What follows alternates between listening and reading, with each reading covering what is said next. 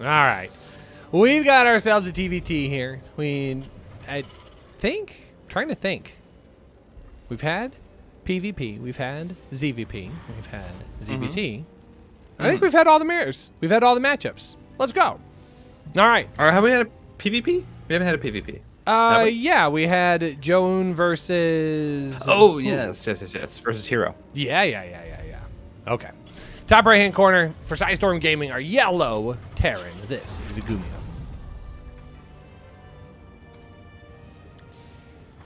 And in the bottom left for Good Game Gaming, still looking to advance here after losing in that winner's final. It is Dream. Ooh. Okay, Dream. Well, this is an interesting... It's an interesting choice here. Oh my gosh, does GUMIHO just spot it? Please. Please. Please! That does hurt a little bit. Of course, you know, it's honestly better than if it was a proxy 2-racks, because Dream still had the barracks at home, but you are going to lose a little bit of money, which it does, which is a little bit unfortunate here for the Good Game Gaming Terran. But still not the end of the world. Dream's idea with this build was, hey, maybe I get a second racks across the map. I have a few more Reapers than GUMIHO is expecting, and I can catch him off guard. That, however, does not seem like it's going to be the case. And so this should just transition into a normal game from here on out, with Dream just having, or just being a little bit behind, which, I mean, again, it's not the end of the world, but it is unfortunate. Yeah, in all like scenarios, imagine if Dream had put the 2 racks at the same location. Then he would have been in maybe a much more dire situation for sure.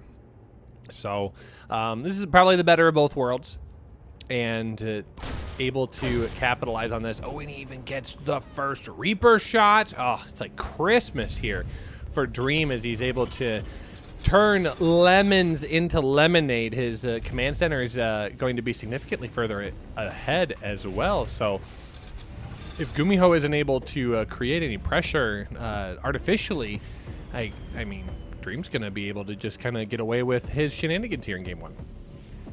Yeah. And I do like the that choice from Dream, where you add on the early second command center to make up for the fact that, hey, I know I'm going to be a little bit behind because I had to cancel that barracks. It's not that much, honestly, though. I think it's only, maybe, 70 minerals on the high end, as these Reapers are going to try and dive on in. Marine just gets to the bunker, and that means that GUMIHO is not going to be able to make anything work with these Reapers. I think the good news for GUMIHO is that he should have a chance to punish. He already has this factory with a tech lab up and running. We still have Dream waiting for his tech lab to finish, and the starport timing will be ahead for GUMIHO. So when you are the player with the slower command center in this game, there's kind of 2 ways to approach it. You can either try and be aggressive with a tank push, just continue pumping tanks, get a few Ravens out, then go across the map as you're taking your third a little bit later, or you just put down an early third command center and say, all right, we'll just go into a macro game.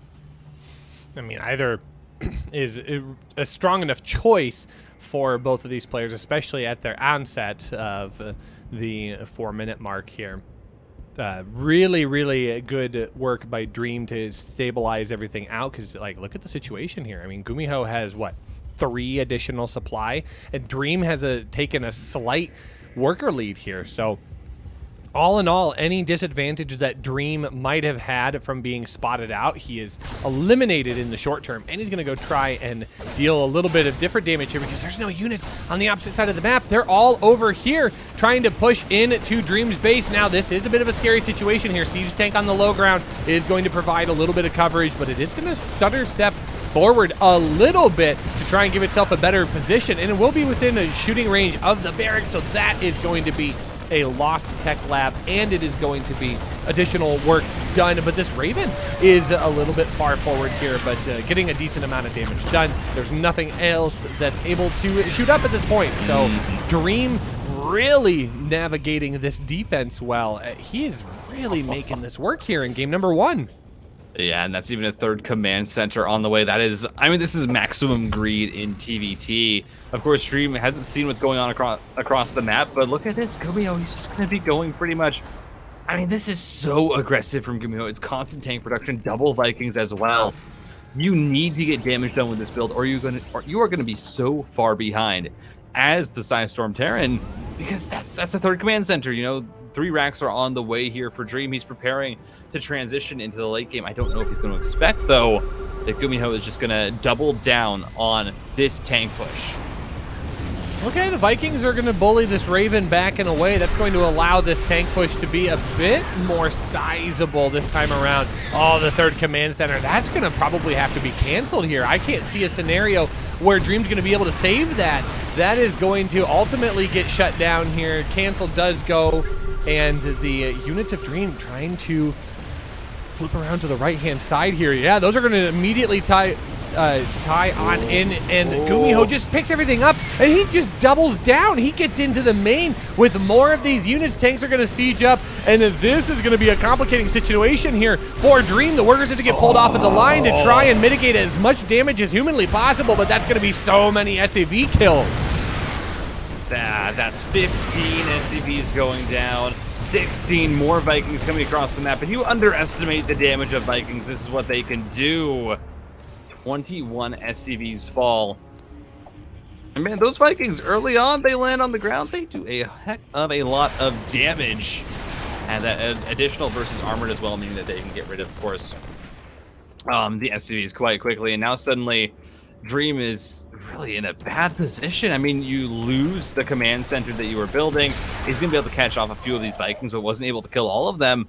And now it's really going to require him to find a follow-up push here. He has the tank. He has the Ravens as well. The Viking count might not be in favor of him, but the auto turrets can make a world of difference here for Dream if he wants to try and find damage.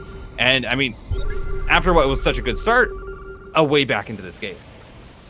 Well, there was a moment where my brain was having a difficult time processing the fact that GUMIHO's Vikings could not engage the Vikings of Dream, despite the fact that they were literally on top of each other. But of course, that's just the beauty of like units that can go up and down. So Vikings now are able to exchange back and forth. Dream's actually lost the air battle here. The Viking count getting dangerously low for him, but that just means that the units on the ground are going to be more superior. GUMIHO now has to cancel his third base. Dream exacting some revenge from the opposite side of the map, and once again workers getting pulled. Holy cow, this is a scrappy game number 1. SCVs are being brought in. They were trained in the art of warfare, and they'll be damned if they don't get to use their drills for evil and good. Listen, if those drills can mine minerals, they can mine through a tank's outer armor as the SCVs get revenge on that tank, managed to snipe it down, and now we're suddenly in a very different position. Dream is once again the one with the faster third base. And also, look at this. Dream has 1-1 done. He actually got his engineering base up behind all of this, started his upgrades, and was still able to find that much damage with the push. I mean, Dream's in a great spot. Of course, GUMIHO is going into mech. It's constant Viking production. It's constant tank production. So Dream is not really going to be able to fight him in the air. But when you have those upgrades on the bio, it's very easy to make pushes happen on this third base of the meching Terran.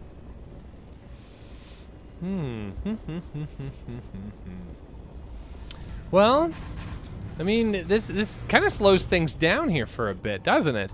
And Dream really doesn't have the kind of army that's going to be able to push into a more fortified position of a GUMIHO. Yeah, this third base is going to come out, but I don't even think that that's going to have a whole lot of vulnerability. So really both sides, like boxers in a ring, going to go back to their corner. Coach is going to squirt some water from their water bottle into their mouth. They're going to talk about how it's uppercut, not jab, jab, duck, slide. Like, come on, we've been to the gym way too long to deal with this kind of nonsense. Now get in there. And they both just stumble back out and touch their gloves together and go at it once again. I think the interesting tidbit here that we can start to follow is, number one, like, how long is it going to take for Dream to really process that we have mech on the way here? I mean, we haven't seen the double armory, so there isn't a major amount of confirmation just yet. And number two, when he does, how's he going to respond to that? GUMIHO has been able to spot this army moving forward of Dream, but Dream's army composition is going to be a bit on the weaker side right now. Those Vikings are going to be really, really instrumental in knocking down the medevac coverage, and once the medevacs go away, there's not going to be a whole lot tying this army together.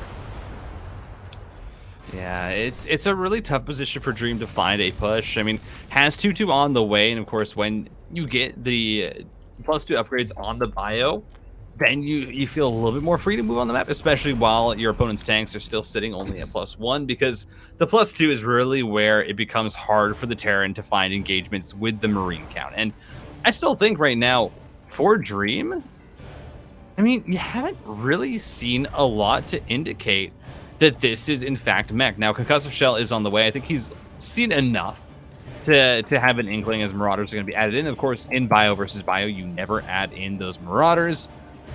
But Infernal Preigniter on the way. The 1-1 will be finishing up for these mechanical units of GUMIHO. GUMIHO also has his 4th command center that will be able to be floated over in about a minute's time.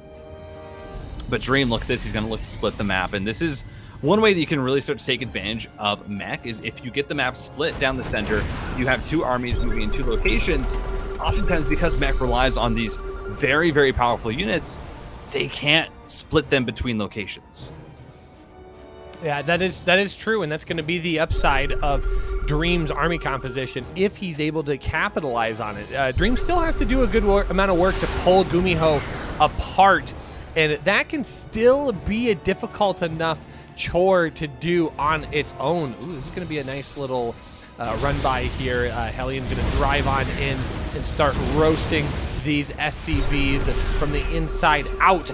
But now we are going to see the double push come in here. But this is exactly what I was talking about. This is not the kind of engagement that you want to go into. You're basically just running into a siege location, and yeah, you want a little bit of the war on the high side of the third base, but the reality is this army can't push in and find additional damage. There's just way too many tanks here. Now suddenly you're just trading off units for the sake of trading them off, and the response is not going to be anything that's overwhelming. It's going to be a little bit of Marauder count, but that's about it, and you really need all of the bio you can get at the point where you're letting the mech player dictate the not only the tempo of the game, but the amount of supply that they have versus yours. That gets you into a really difficult situation. Yeah, as this third base is going to be under threat, but look at Dream. He's setting up a flank here. And there's not a lot of tanks with GUMIHO's push. I mean, he has 9 in total, only 5 with this attack. And that means that, here we go, double drop going to make their way forward. 2-prod attack is a little bit off-timed as the Vikings are going to hit the ground. And now, only now, do the forces come in from the back. But I think it might just be enough for Dream to clean this up. Is going to be able to get rid of all the tanks. That just leaves the air army, and with the Marines, it should be able to clean up most of the Vikings here for GUMIHO. And that's of course the risk with mech. If you push too early and you don't have critical mass, it is very easy for the bio player to just collapse onto your units and clean up that small section of your army. Yeah, but I think Dream could have handled that so much better. As you said, that force from the flank so very late in the engagement that a majority of the army from the front was already completely dealt with by the time the flank was able to clean things up. So once again, Dream in a position where not able to really make a counter push happen. So he's going to come up and he's going to check what could be the 4th base location, but now he's got to deal with Blue Flame Hellions once again, ravaging his own 4th base as well. Those are additional units that are going to be difficult to replace, and it's 56 SCVs in the entirety of this game here that have gone down to the 16 of his opponent. I mean, GUMIHO has been equalizing this game one engagement after another. Yeah, I mean, the harassment has been great from GUMIHO, and now he has the +2/+2 for this mech, and that means that these tanks, the 10 of them, when those Marines stim, it's a one-shot. The Marines, they don't have enough health to keep themselves alive, and so it's going to be, again, a lot harder for Dream to now push into these tank lines, even harder than it was before. And GUMIHO's going immediately into the 3-3. He has 4 bases established. And for Dream, I mean, again, it's always the question of how much can you slow down the meching player to get your own transition going. And for Dream, I really don't see what that transition is going to be. Usually, you will want to get into a pretty strong air army, get your Raven and Viking count up as well in order to match that of the mech player. But that's just not on the docket right now for Dream. He's on 4 bases with the natural almost mined out, and of course that main flown over to establish the 4th. Or 5th, technically. But it's just, he's relying right now completely on the bio as once again more backstabs with these Blue Flame Hellions. And 67 SCVs, Rushi. I mean, how is Dream at 50 workers? I gotta say, his macro has been pretty on point. Yeah, somehow, some way. I think that's going to drastically start changing here, though, as GUMIHO making the shift into battle cruisers. 2 starports, pumping out battle cruisers at a time. That is largely, it seems like, the reason why GUMIHO has been so low on his supply. He's been trying to bank some of those resources to be able to crank out some of those stronger units. And to be real honest with you, I think battle cruisers are going to be something that could potentially derail all of Dream's hopes and dreams at this point. No pun intended on that one, of all the situations here, because those battle cruisers are going to be really, really good at engaging the main army. But also, I mean, look at this base right here. There's no air, no anti-air, no anti-air, no anti-air anywhere on this map. That could potentially be game-ending damage. But hold the phone here. Yeah, going in for this massive angle here is going to be able to get rid of a lot of the tanks, but more being repositioned to the high ground, and battle cruisers are out for GUMIHO, and that means that he's going to be able to absolutely clean up this army. As you said, there's no air army for Dream. He doesn't have any contingency to deal with the air units, and now suddenly battle cruisers are going to, teleport over to the 5th base, and that's going to be so many more SCV kills going down. GG is going to be called. And GUMIHO is going to go up 1-0. That feels like a weird place to put a supply depot. Huh. But yeah. look at this. This is weirder. Hold on. Okay. Our theater kids coming in here. All right, see if you can follow me. Anything you can do, I can do better. Oh, I was hoping to get the response, but that's okay. I'm sorry. I'm not that much of a thief. I know. Betrayal. Oh, I'm so sorry, Rushi.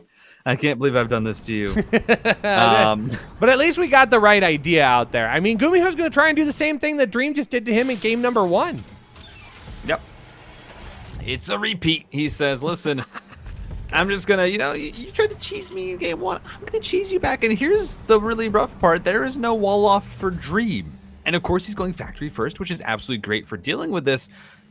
But if he does lose that Reaper battle, then this could go catastrophically wrong because he doesn't have any wall off to slow down the Reapers of GUMIHO from just getting into his base.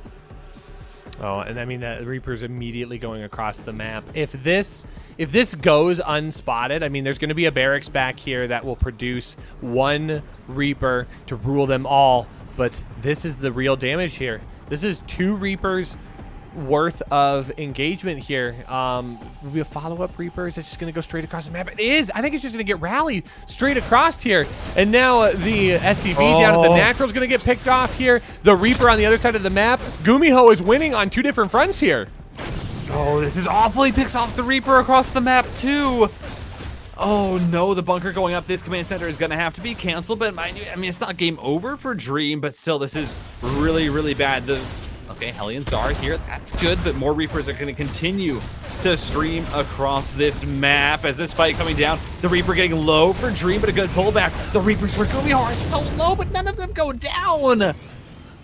Oh my, the micro. Oh, the bunker's not going to be allowed to finish, but I don't think it matters here.